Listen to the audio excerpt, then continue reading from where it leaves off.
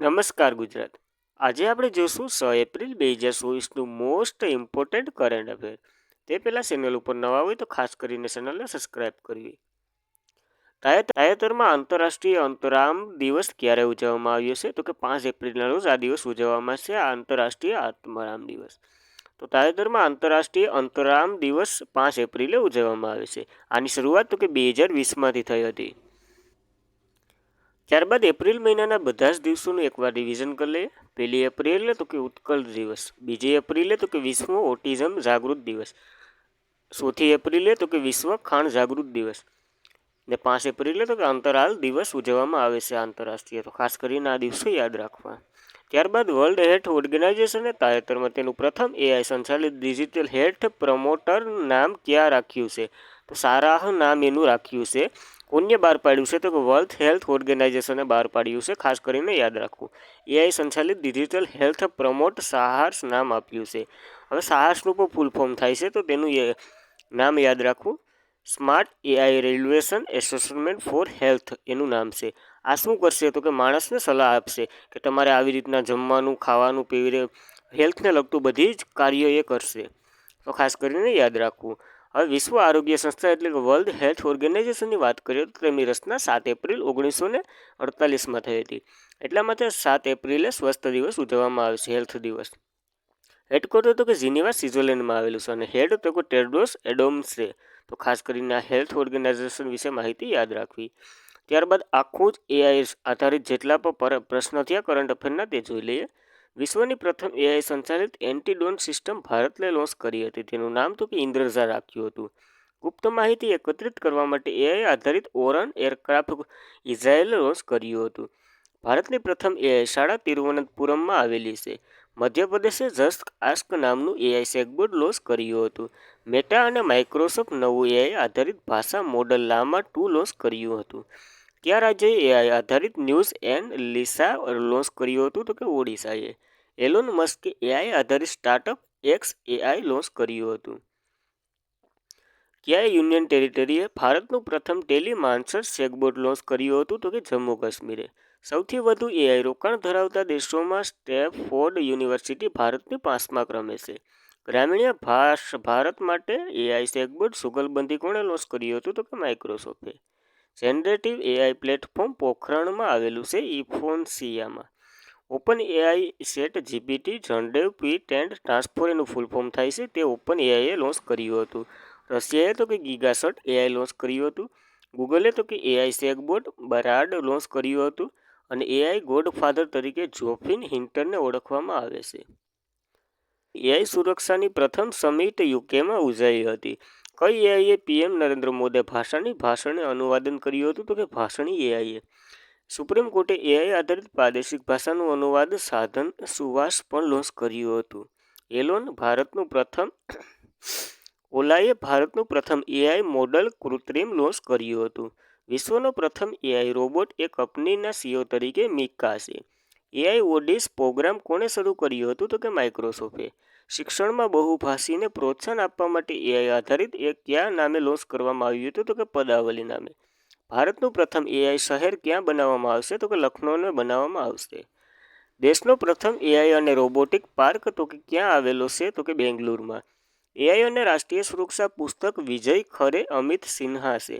અને ભારતનું પ્રથમ એઆઈ શિક્ષણ તો કે આઈરિસ છે, કેરળ દ્વારા લોન્ચ કરવામાં આવ્યું હતું. રિલાયન્સ હનુમાન નામનું ચેટબોટ લોન્ચ કર્યું હતું. કઈ કંપનીએ વિશ્વનો પ્રથમ એઆઈ સોફ્ટવેર એન્જિનિયર ડેવિડ બનાવ્યો છે? તો કે કોગિન્સે બનાવ્યો છે. તો આ એઆઈને લગતું તમામ કરંટ અફેર જોઈ ગયા. ત્યારબાદ થોડીક માહિતી વધારેની લઈ લઈએ એઆઈને લગતા.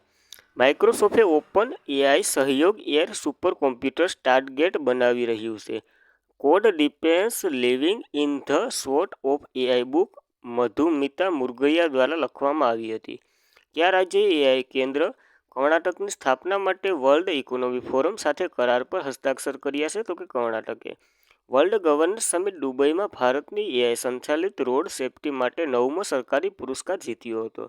કોણે એઆઈ એટલે માઇક્રોસોફ્ટ માટે ભારતીય સ્ટાર્ટઅપ સશક્તિકરણ બનાવવા માટે આઈએમપેલ એટલે કે એમપેલ એઆઈ પ્રોગ્રામ શરૂ કર્યો હતો. ગૂગલે જેનિક્સ એઆઈ પ્રોગ્રામ શરૂ કર્યો હતો. તો આ એઆઈને લગતું તમામ જોઈ ગયા કરંટ અફેર.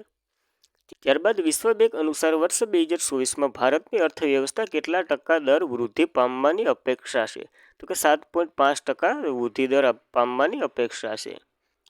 તો વિશ્વ બેંક અનુસાર વર્ષ 2024માં ભારતની અર્થવ્યવસ્થા 7.5% દરે વૃદ્ધિ પામવાની અપેક્ષા છે, એટલે કે અનુમાન છે. હવે વિશ્વ બેંકની વાત કરીએ તો તેમની રચના 1944માં થઈ હતી. હેડક્વાર્ટર તો કે વોશિંગ્ટન ડીસીમાં આવેલું છે. પ્રમુખ તો કે અજય બંગા છે, ભારતીય મૂળના. એનો મોટો શું છે? તો ગરીબી મુક્ત વિશ્વ માટે કામ કરવું. તો આ વિશ્વ બેંક વિશે ડિટેલ જોઈ ગયા. ત્યારબાદ આના અહેવાલો જોઈ લઈએ, વારંવાર પૂછાય છે. વિશ્વ વિકાસ અહેવાલ, વૈશ્વિક આર્થિક સંભાવના અહેવાલ, રેમિટન્સ રિપોર્ટ, વ્યવસ્થા અહેવાલ કરવાની સરળતા, વ્યવસ્થા માટે તેમના પ્રોજેક્ટ રિપોર્ટ, લોજિસ પરફોર્મન્સ ઇન્ડેક્સ અને માનવ મૂડી સૂચનાંક વગેરે તે અહેવાલો બહાર પાડે છે વિશ્વ બેંક. ત્યારબાદ તાજેતરમાં એક વાહન એક ફાસ્ટેગ નિયમ ક્યાં અમલ કરવામાં આવ્યો છે, એટલે કે ક્યારથી અમલ કરવામાં આવશે આ અહેવાલ. એક વાહન એક ફાસ્ટેગ 1 એપ્રિલ 2024થી આ અમલ થઈ ગયો છે. આમ તો થઈ ગયો કહેવાય છે, કારણ કે 1 એપ્રિલ હોઈ ગઈ. તો તાજેતરમાં એક વાહન એક ફાસ્ટેગ નિયમ 1 એપ્રિલથી શરૂ કરવામાં આવ્યો છે. નેશનલ હાઈવે ઓથોરિટી ઓફ ઇન્ડિયાએ વાહન એક ફાસ્ટેગ નિયમ 1 એપ્રિલથી અમલમાં કર્યો છે. બહુવિધ વાહનો માટે સમાન ફાસ્ટેગનો ઉપયોગ અથવા તો વાહનોમાંથી બહુવિધ ફાસ્ટેગનો ઉપયોગ અટકાવવા માટે આ અમલ કરવામાં આવ્યું છે. નવા નિયમો અનુસાર હવે એક વાહન પર એકથી વધારે ફાસ્ટેગ લગાવી શકશે નહીં. એક જ ફાસ્ટેગ એક વાહન ઉપર. ફાસ્ટેગ ભારતમાં ટોલ વસૂલ ઇલેક્ટ્રોનિક સેવાઓ છે, જે national highway authority of India દ્વારા સંચાલિત છે. ફાસ્ટેગ ટોલ પેમેન્ટ માટે રેડિયો ફ્રીક્વન્સી આઈએફએસ ટેકનોલોજીનો ઉપયોગ કરે છે, અને ફાસ્ટેગ યોજના દેશમાં 2014થી શરૂ કરવામાં આવી હતી. તો આ પોઈન્ટો ખાસ કરીને યાદ રાખવા તમારા માટે ઇમ્પોર્ટન્ટ છે. તાજેતરમાં કયા દેશે દારૂ ઉપયોગ કાયદેસર બનાવવા યુરોપનો ત્રીજો દેશ બન્યો છે? તો કે આ જર્મની બન્યો છે યુરોપનો ત્રીજો દેશ. તો તાજેતરમાં જર્મની દેશ દારૂનો ઉપયોગ કાયદેસર બનાવવા માટે યુરોપનો ત્રીજો દેશ બન્યો છે. હવે જર્મની વિશે માહિતી લઈ લઈએ તો તેમનું કેપિટલ તો કે બર્લિન છે, ચલણ તો કે યુરો છે, અને પ્રમુખ તો કે ફ્રેન્ક વોલ્ટર સ્ટેઇનમીયર છે, અને ચાન્સલર તો કે ઓલાફ સ્કોલ્ઝ છે. તો આ ખાસ કરીને જર્મની વિશે યાદ રાખવું. ત્યારબાદ તાજેતરમાં જ બહાર પાડવામાં આવેલ ફોર્બ્સ બિલિયન્સ લિસ્ટ 2024 મુજબ મુકેશ અંબાણીનું સ્થાન કયું છે? એટલે કે વધારે બિલિયન્સ વ્યક્તિઓમાં મુકેશ અંબાણી 9મા સ્થાને છે, એટલે કે ટોપ 10માં મુકેશ અંબાણી છે 9મા સ્થાને. તો તાજેતરમાં જ બહાર પાડવામાં આવેલ ફોર્બ્સ બિલિયન લિસ્ટ 2024માં મુકેશ અંબાણી 9મા સ્થાને આવેલા છે. પહેલા નંબર ઉપર બોર્નેટ અર્નોલ્ડ છે, બીજા નંબર ઉપર અલોન મસ્ક છે, અને ત્રીજા નંબર ઉપર સેફ બોઝ છે. તો પ્રથમ ખાસ કરીને યાદ રાખવા, અને 9માં તો મુકેશ અંબાણી છે એ પણ યાદ રાખવા. હવે એશિયન અબજોપતિની રાજધાની તરીકે મુંબઈને બનાવવામાં આવી હતી, તે આપણે જોયું હતું. અને વિશ્વની અબજોપતિની રાજધાની તરીકે ન્યૂયોર્ક છે. તો આ 2 પોઈન્ટ પર ખાસ કરીને યાદ રાખવા. ત્યારબાદ તાજેતરમાં આઈએસઆઈ પ્લેટફોર્મ સ્ટાર્ટઅપ દ્વારા પ્રમાણિત થનાર પ્રથમ ભારતીય એલ્યુમિનિયમ કંપની કઈ બની છે? તો કે બાસ્કો બની છે આ પ્રથમ એલ્યુમિનિયમ કંપની. તો ખાસ કરીને યાદ રાખવું. તાજેતરમાં એસએઆઈ પ્લેટફોર્મ સ્ટાર્ટ દ્વારા પ્રમાણિત થનાર ભારતની એલ્યુમિનિયમ કંપની પ્રથમ બની છે. તો કઈ કંપની છે? તો કે બાલ્કો કંપની છે. ભારતની એલ્યુમિનિયમ કંપની લિમિટેડ છે. એની રચના તો કે 1965માં થઈ હતી, અને હેડક્વાર્ટર તો કે નવી દિલ્હી ખાતે આવેલું છે. હવે એસએઆઈનું ફૂલ ફોર્મ તો કે એલ્યુમિનિયમ સ્ટેટ વોર્કશીપ પહેલ થાય છે. તો આ પણ ખાસ કરીને યાદ રાખવું. તો તાજેતરમાં જાહેર કરાયેલ ફિફા રેન્કિંગ ભારતીય પુરુષ ફૂટબોલ ટીમ કયું સ્થાન ધરાવે છે? તો કે 121મું સ્થાન છે ભારતીય ફૂટબોલ ટીમનું. બહુ ખરાબ છે. તાજેતરમાં જાહેર કરાયેલ ફિફા રેન્કિંગ ભારતીય પુરુષ ફૂટબોલ ટીમનું સ્થાન 121મું છે. તો ખાસ કરીને યાદ રાખવું. ફર્સ્ટ નંબર ઉપર આર્જેન્ટિના છે, એ પણ યાદ રાખો. 132મો ડુરાન્ડ કપ તો કે મોહન બંગાલે જીત્યો હતો પૂર્વ બંગાળને હરાવીને. BBC sport partnership of the year 2023 માટે મેરી ઇપ્સ છે, અને વર્ષની શ્રેષ્ઠ ટીમ તો કે માન્ચેસ્ટર શહેર છે. 20મી FIFA club world cup 2023 Saudi અરેબિયામાં યોજાઈ હતી, માન્ચેસ્ટર સિટી ખાતે. Ballon d'Or award men's Lionel Messi અને મહિલામાં તો કે આઇતાન બોમોટીએ મેળવ્યો હતો. હવે ફૂટબોલને લગતા તાજેતરના કપો જોઈ લે. રોવર્સ કપ, સંતોષ ટ્રોફી, સુબ્રોત કપ, ડુરાન્ડ કપ, અશુતોષ કપ અને મોડેંગા કપ આ બધી ફૂટબોલને લગતા કપો છે. ત્યારબાદ ફિફાની વાત કરી લે તો ફિફાની રચના 1904માં થઈ હતી. હેડક્વાર્ટર તો કે જ્યુરિચ સ્વિટ્ઝરલેન્ડમાં આવેલું છે, અને પ્રમુખ તો કે જિયાન્ની ઇન્ફેન્ટિનો છે. તો ખાસ કરીને યાદ રાખવું. ત્યારબાદ લોકસભાની ચૂંટણી માટે 2024 દરમિયાન ખોટી માહિતી ફેલાવવાને રોકવા માટે ચૂંટણી પંચ દ્વારા તાજેતરમાં ખાલી જગ્યા પ્લેટફોર્મ શરૂ કરવામાં આવ્યું છે. તો કે માન્યતા વી વાસ્તવિક પ્લેટફોર્મ ચૂંટણી પંચ દ્વારા ખુલ્લું મૂકવામાં આવ્યું છે. તો લોકસભાની ચૂંટણી 2024માં ખોટી માહિતીના ફેલાવા રોકાણ માટે ચૂંટણી પંચ દ્વારા તાજેતરમાં વી વાસ્તવિક પ્લેટફોર્મ શરૂ કરવામાં આવ્યું છે. તો ખાસ કરીને યાદ રાખવું. હવે ઇલેક્શન કમિશન ઓફ ઇન્ડિયાની વાત કરીએ તો બંધારણના ભાગ 15માં કલમ નંબર 324 329માં તેનો ઉલ્લેખ છે. 25 જાન્યુઆરી 1950માં તેમની રચના થઈ હતી. હાલના ઇલેક્શન કમિશનર તો કે રાજીવ કુમાર છે 25મા નંબરના. પ્રથમ તો કે સુકુમાર સેન છે. પ્રથમ મહિલાની વાત કરીએ તો VM રહમદાની છે. અને 2 નવા કમિશનરોની હાલ જ નિમણૂક થઈ હતી ફેબ્રુઆરીમાં. જ્ઞાનેશ કુમાર અને સુખબીર સિંધુ છે. હવે તેના એપો જોઈ લે તો Garud app, c vigil app, ઇકોર્સ સોફ્ટવેર, તમામ ઉમેદવારો જાણો એપ અને સક્ષમ એપ વગેરે આ ચૂંટણી કમિશનરોના એપો છે. એટલે કે ચૂંટણી કમિશનના એપો છે. તો ખાસ કરીને યાદ રાખવા. ત્યારબાદ તાજેતરમાં 48 સેકન્ડમાં 100 મિલિયન ડિગ્રી પ્લાઝમા તાપમાન જાળવી રાખવામાં નવો વિશ્વ વિક્રમ રેકોર્ડ કોણીએ બનાવ્યો છે? તો કે દક્ષિણ કોરિયાએ આ રેકોર્ડ બનાવ્યો છે, વિશ્વ વિક્રમ રેકોર્ડ. તો તાજેતરમાં 38 કિલોમીટર માટે 100 બિલિયન ડિગ્રી પ્લાઝમા તાપમાનને જાળવી રાખવા માટે નવો વિશ્વ વિક્રમ રેકોર્ડ દક્ષિણ કોરિયાએ બનાવ્યો છે. હવે આનું ફૂલ ફોર્મ પણ આપ્યું છે કસ્તર. તો કોરિયા સુપર કન્ડક્ટિંગ સ્ટોલમાઇટ એડવાન્સ રિસર્ચ દ્વારા આ રેકોર્ડ બનાવવામાં આવ્યો છે. તો દક્ષિણ કોરિયા અને દક્ષિણ કોરિયા વિશે વાત કરીએ તો તેમનું કેપિટલ સિલોન છે. સલન તો કે દક્ષિણ કોરિયાએ જીત્યું છે. અને પ્રમુખ તો કે યાન સાંગ યોક છે. આ દક્ષિણ કોરિયા વિશે યાદ રાખવી માહિતી.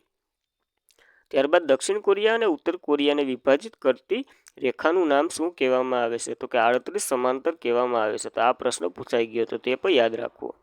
ત્યારબાદ મિત્રો ઓનલાઈન સ્વરૂપે કરંટ અફેર જોઈ લે તે પહેલાં ચેનલ ઉપર નવા હોય તો ખાસ કરીને સબસ્ક્રાઈબ કરો. કારણ કે આવી માહિતી તમને આખા ગુજરાતમાં કોઈ એટલું બધી રિવિઝન નહીં કરાવતું હોય. વિડીયો પસંદ આવે તો લાઇક કરો અને તમારા મિત્રો સુધી શેર કરો.